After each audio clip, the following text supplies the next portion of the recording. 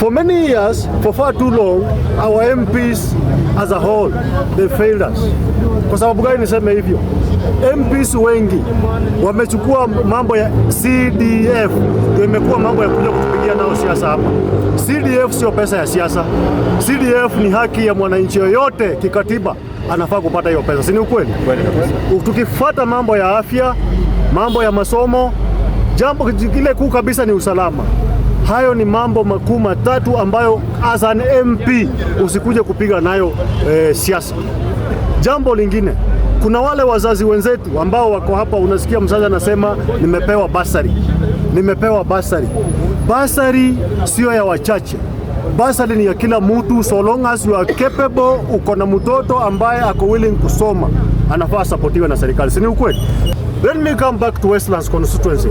Westlands constituency need a sober-minded leader. Sio kama ni mwanasiasa, yes, akuwe mwanasiasa, lakini akuwe mwanasiasa shupavu ambaye anaelewa ni nini wana Westlands wanahitaji.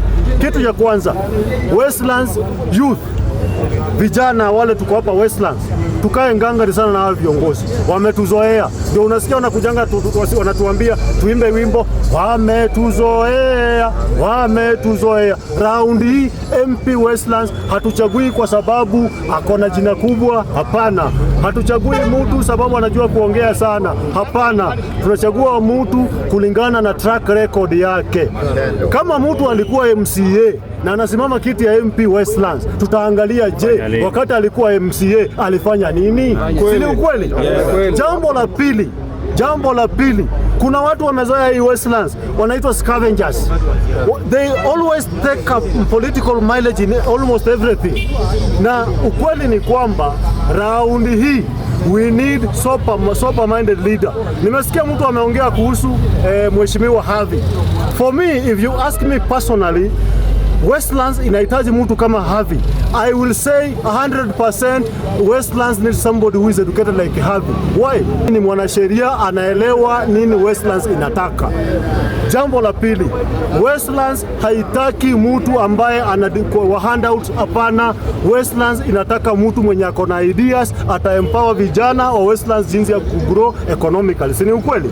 Westlands iko na Wakikuyu ambao pia Harvey ako na supporters wake hapa Wakikuyu. Westlands iko na Waluya, Harvey ako na supporters wake hapa Westlands. Ni ukweli? Na ukweli ni kwamba Harvey, you are a good MP, watu Westlands wanakuhitaji, but you are in a wrong camp. Harvey akitoka kwa ile kambi ako ndani. Harvey atakuwa Westlands MP asubuhi. Thank you.